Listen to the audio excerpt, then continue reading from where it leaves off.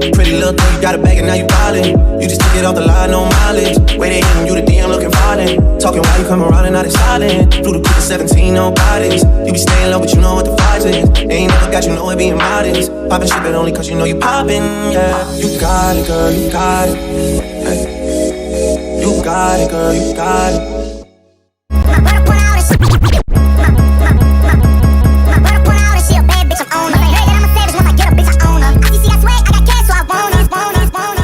Hey you guys, welcome back to my channel. Today's video we're going to be working with Tinashe Hair 613 13x6 lace frontal. This is how the hair is looking. Initially I toned the hair because I wanted to stay blonde, and as you can see I overtoned it.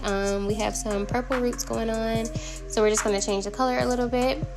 So we're watercoloring today, and these are the colors that I'm going to use. You're just going to fill your bucket up with some hot water. Always wear gloves to protect your hands.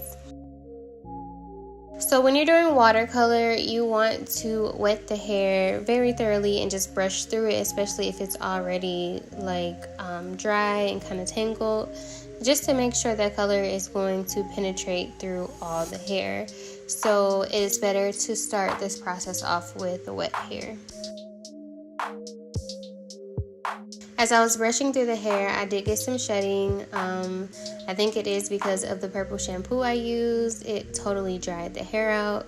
So, and with 613 hair, you're going to get shedding anyway. It's totally normal.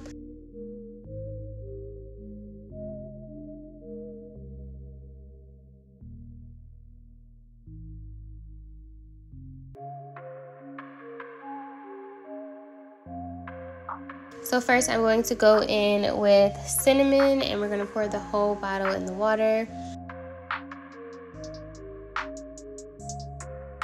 So a little trick to get the remainder of the color out of the bottle, just squeeze some water into the bottle, make sure your cap is tight, shake it up, and then just pour it out.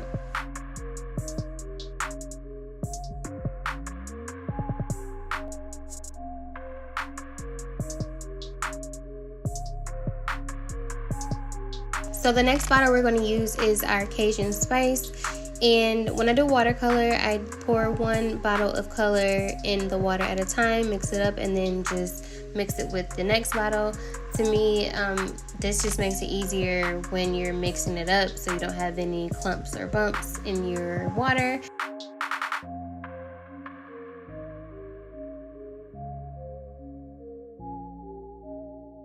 Moving on to coloring the wig, I always dip the top end first, just because I want most of the color to get at the top, and the roots of the wig always seem to have the hardest grasping onto the color. If you ever notice, like when you do watercolor and the roots are always lighter than the actual hair, that's why I do this, just so the color can deposit to the roots the most. When you're watercoloring, you want to make sure you're opening your wig up, you're dipping it in and out, making sure that that color is coating every single strand. The worst thing you can do is watercolor, and when you're ready to wear your wig or you're blow drying it or whatever, and it's a patch of white hair. It's just so frustrating. So to prevent this, you want to dip in and out, dip in and out. You want to dunk your wig like no tomorrow. You want to flip it upside down. You want to open it up. You want to do everything just to make sure that every strand is coated.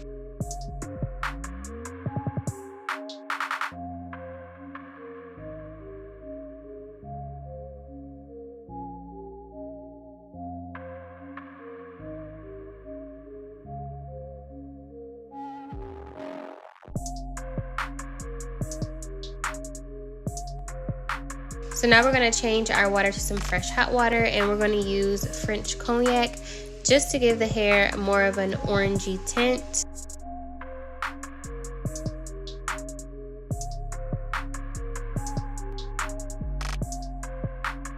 And in this mixture, I just added the rest of my Cajun spice in it as well.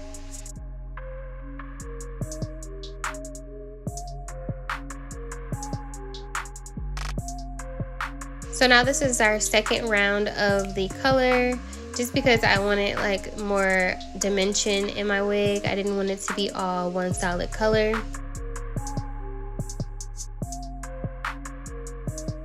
And like I said, dump that wig up and down, open it up, swish it all around, dunk it in and out. Like, you really have to make sure that you are thoroughly coating your wig.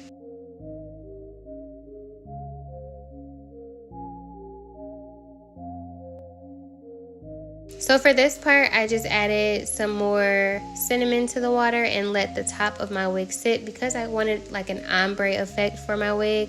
I wanted the top to be darker and then I wanted to kind of fade into like a light orange color. Now we're going to get into deep conditioning. I'm using my Aussie Moist Conditioner and I'm going to heavily coat this wig in this conditioner. Like, I told you guys before, like, I dried the heck out of the hair with the purple shampoo. It was brittle, it was shedding, still getting some shedding here and there, but this conditioner here is life-changing. It like brings any hair back to life.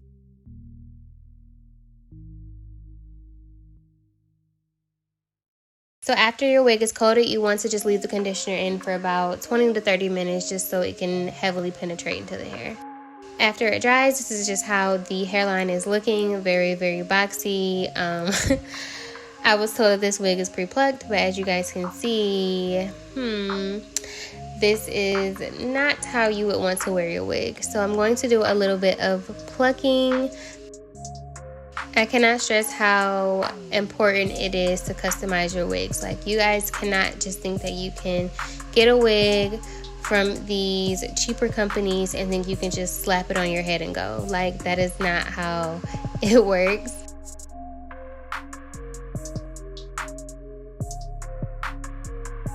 Showing you guys the parting space here and the side. The parting space is very minimal, but as you go towards the middle, it goes all the way back to 6 inches.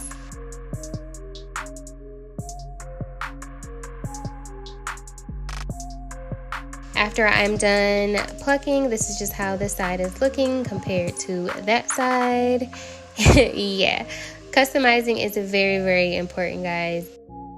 So plucking is very time consuming and it takes technique as well. So if you guys would like a dedicated plucking tutorial, just like this video and I will get that out for you guys. So now that everything is dry, I'm going to take my Tinashe hair polisher and I'm going to hot comb the roots back just so everything is sleek and flat.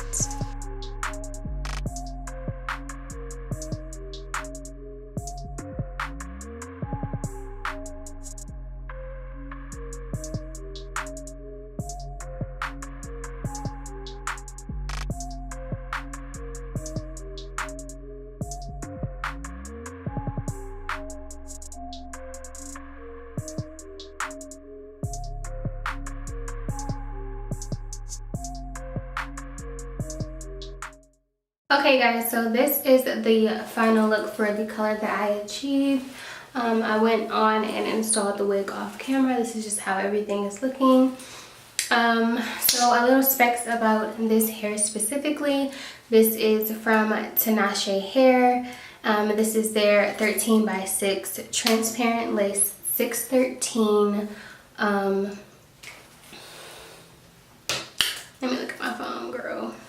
1 minute. Okay, so this was their 613 13x6 frontal wig. So it was 22 inches long. So if you guys don't know, I like to trim my wigs at the ends because the ends on wigs are almost always very thin, straggly, and dry. So this is where the wig hits. It was a little bit longer. But yeah, this is the color that came out from the watercolor method. I absolutely love it. I wasn't sure how the color was going to come out. As you guys can see, the color is a bit patchy, and that is because I overtoned the hair. So the hair had little bitty speckles of purple everywhere, and after I used Shimmer Lights shampoo to tone the hair, the hair was so dry, so brittle, so I had to let the hair kind of deep condition a little bit. But yeah, the hair bounced right back. It's still super silky how it was when I first received it. The wig did come pre-plucked, but as you guys know, I had to go in and pluck it because that hairline was not giving me pre-plucked. Like, I don't know, everybody's pre-plucked isn't really pre-plucked. So if you do purchase this wig, you will have to go in and customize it yourself. And typically factory wigs have that boxy hairline in the first place, and it just doesn't look natural. So with this particular company, you will have to customize it. You will have to pluck. I didn't bleach the knots, of course, because it was 613 hair, but some of the knots did tint this orange color when I was dyeing it. Totally normal. I just put some makeup over my lace and it was fine. So let's talk about this patchiness from this color. So like I said, this was totally my fault because I overtoned the hair and some parts were purple to begin with. So the parts that are purple, the color that I used, the orange color that I used on the hair is going to just deposit the color even darker. So the darker pieces that you see are the parts that were purple, and then you have some orange pieces in the middle. I don't know what's going on, but I wanted to keep this mistake in my video just so you guys can learn from my mistakes. Please do not think that just because YouTubers edit videos and it just looks so easy on camera that everything is just gonna go smoothly. You will run into some problems. That's just the nature of it. Like, nothing ever comes super perfect. Yeah, do not use shimmer lights to tone your 613 hair. First of all, it's super drying, and if you don't do it correctly, the hair will turn purple. So if you want to tone your hair, I recommend the generic purple shampoo. It's from Sally's. The brand name is generic. They always have sales on their stuff too. So like, I think it's like sometimes like buy one get one 50% off or something like that. Now, shimmer lights for toning your lace is bomb. It gets all that orange out of there. But yeah, this is how the color looks. I'm just gonna turn around so you guys can see.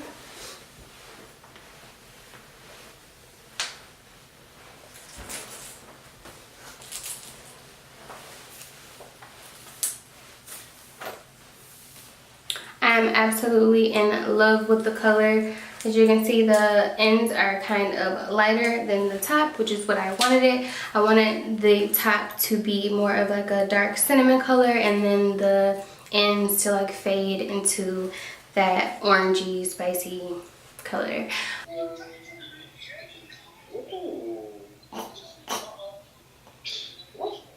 What's up, Mom? What are you doing? So yeah, the cons for this hair was really only the wig not being pre-plucked like it said it was. Like I said, minimal shedding. Even after I dried the heck out of the hair with the purple shampoo, it still bounced back. It's super bouncy. I'm not getting any tangles. So all of the information for this hair will be down below. Make sure you guys check out the description box if you're interested in Tinashe Hair. Like this video if you love how the color came out. Drop a orange heart down below if you made it to the end of the video. Don't forget to like this video, give me a thumbs up, and do not forget to subscribe. You right there. Sis, what's the hold up? Click that subscribe button and join my family. You're always welcome here. So thank you guys for watching, and I will see you guys in the next video. Bye.